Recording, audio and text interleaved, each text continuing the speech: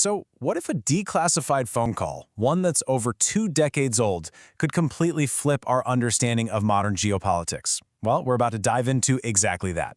It's a recently released transcript of a conversation between Vladimir Putin and George W. Bush, and it reveals this really startling private warning, a warning that honestly still echoes today.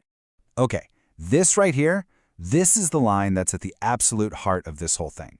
We're talking 2001 in a private phone call with the US president, and Vladimir Putin just drops this incredibly blunt, kind of shocking assessment of Pakistan. And this statement, it's been hidden from public view until now.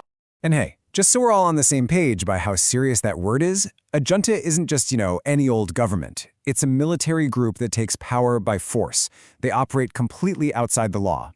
So what Putin was doing here, he wasn't just being critical. He was literally describing a military dictatorship that also happens to have a nuclear arsenal. A huge deal. So yeah, this warning, it's really the centerpiece of this newly public document from the US National Security Archive.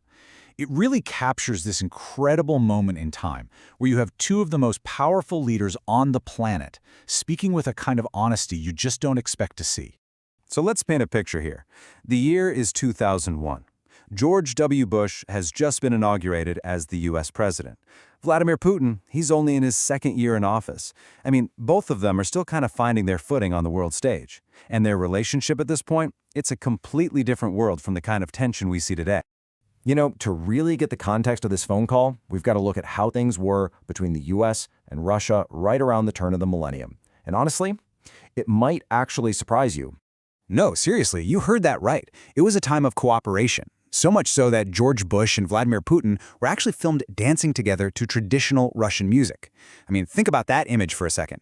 It just shows you how incredibly different the whole geopolitical climate was back then. All right, so this timeline gives us a really quick snapshot of that period. You can see Putin and Bush come into office right around the same time. Then, after the 9/11 attacks, Putin was one of the very first world leaders to call Bush and offer real, genuine support. And for most of the 2000s, Russia was even part of the G8.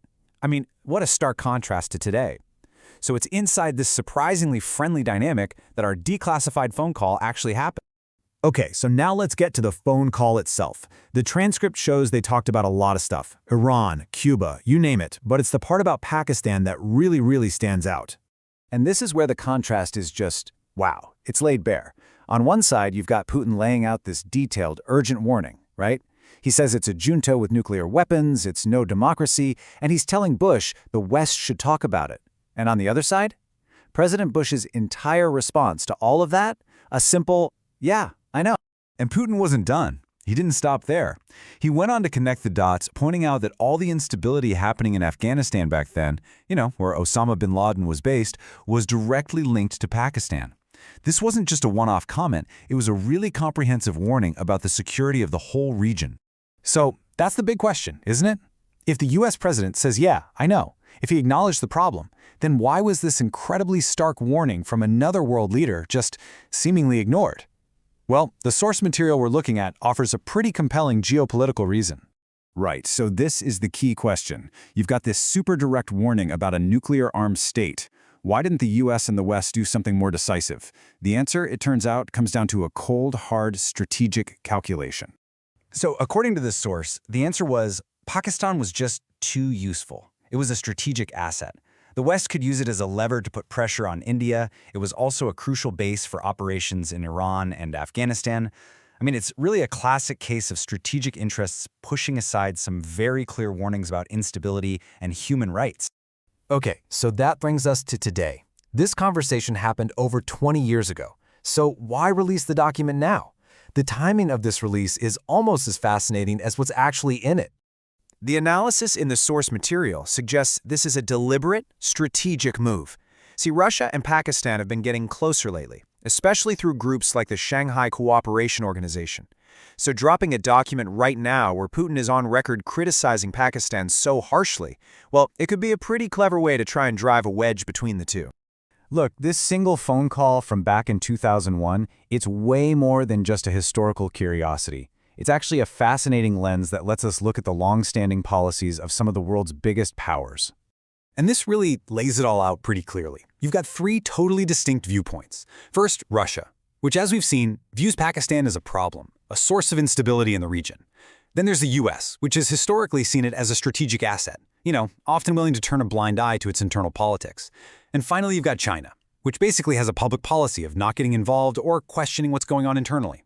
Three major powers, three completely different ways of thinking. And here's maybe the final, most interesting piece of the puzzle.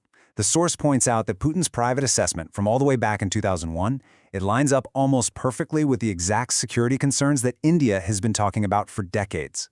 It really suggests that on this issue, there's a fundamental alignment in how they see the region. So, at the end of all this, we're left with a pretty big question. Releasing this memo now, it isn't just giving us a peek behind the curtain of history. No, it feels like an active move in the geopolitical game of today.